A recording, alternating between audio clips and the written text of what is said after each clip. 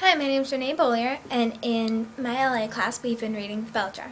The background of the book and what makes it so fascinating is that the author, Sylvia Plath, based it on her own life. She wrote it almost as if it were a journal using the alter ego of Esther Greenwood.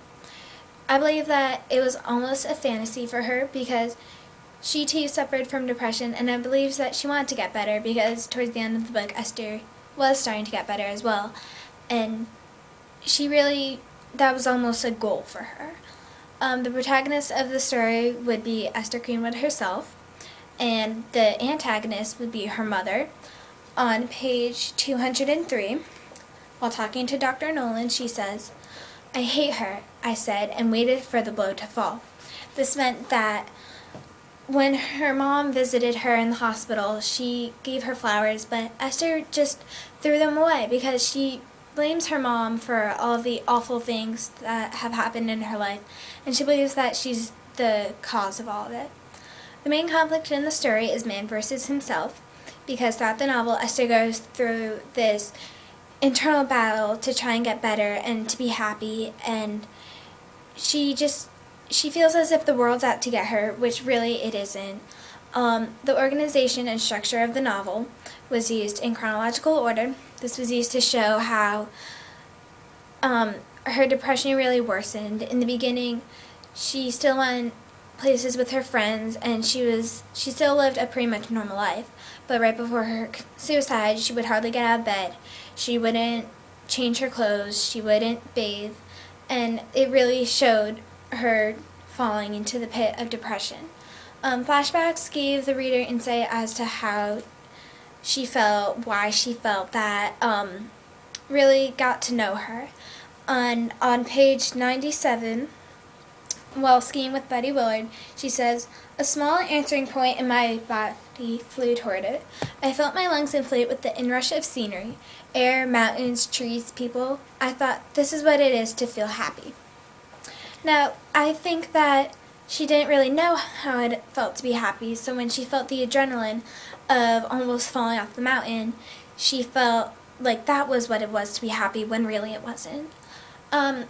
Some weaknesses of the novel was that since it wasn't specifically intended for our level of reading, it might have been considered a bit graphic. The strengths would be that it showed the life of someone who was really troubled, and it took place in the 1950s, which showed how they dressed, what they did for fun, what they ate, and it's just very different from how it is now. The use of symbolism was used quite often in the story, specifically babies and the use of the bell jar. The babies represented her childhood. Her dad died, and at the age of 9, she was very upset all the time, and her mom was used by her dad as well. And she was also mad at him for not leaving any money when he died. So they were also poor, to add to it. The bell jar was really her depression. On page 215, after her shock therapy, she says, "All the heat and fear had purged itself. I felt surprisingly at peace. The bell jar hung suspended a few feet above my head. I was open to the circulating air." That meant that it was still there. She wasn't perfect, but she was starting to get better, and she was able to finally escape that depression, even if it were just a little bit. And then on page 241, she says, "But I wasn't sure. I wasn't sure at all. How did I know that someday at college, in Europe, somewhere, anywhere, the bell jar with its stifling distortions wouldn't descend again?" This meant that she knew that it wasn't over yet. She was just starting to get better, and she would never be perfect again, but she wasn't going to let herself slip into that, how far back she was, and she wasn't afraid. She knew what was happening, and she was going to get through it. And then on the next page, 242, she says, "I was perfectly free," which it's a bit contradicting, but she felt at peace. She felt happy once again. And the progression of the main character's mental illness, well, she starts off somewhat unstable. She starts off talking about the Rosenbergs and how they died with electrocution, And after going back to her hometown, she was very much depressed, and she was very independent. She didn't want to get help from anybody. And then when she finally was hospitalized, she finally started to let people help her get better. And a commentary on the mental illness system as it appears in the novel. I felt as if when you're better, you move up, kind of like grades. When you do good, you move up and up and up. And Belsize was the best that you could be. After Belsize, you would go back into the real world, and you would be better. The significance of the different settings that occur in the novel. The first was her hometown of Boston. When she went there, the memories of her bad childhood really resurfaced. And she also saw Dodo Conway and her 6 kids, and that really represented what she didn't want to be. She didn't want to be a housewife. She was very independent.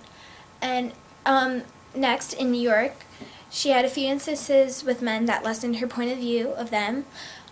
She really wasn't treated well with Marco, and she opened herself up to Constantine, but he didn't feel the same way with her. And Buddy Willard really represented the people of that time, the men of that time era, because he wanted to just marry her, have children, and settle down, and that isn't what she wanted at all. And also she had food poisoning, which it wasn't just a regular case, she was actually hospitalized, which made it more serious. And she wasn't really sure where she stood with her friend Doreen. At one point she said that she wished Doreen was there because she would make a witty remark.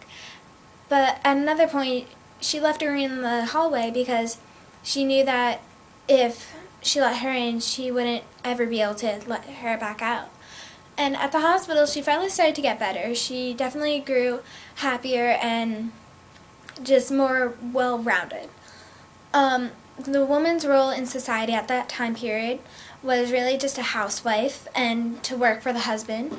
And her mom and dad were really a good example of this because at their honeymoon, that's really when her mom felt like she was being used by her father, and it wasn't what Esther wanted at all. And Sylvia Plath was trying to say that it shouldn't be like that. Women were treated almost as if they were slaves to the men, and that's not what she wanted.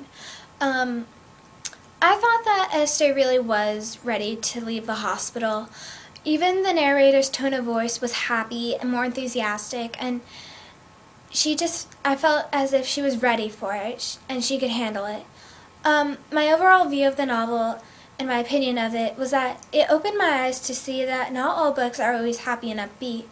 There's some that are, like this one, that even though they're not all that happy, they're still entertaining and they still have a good meaning towards them.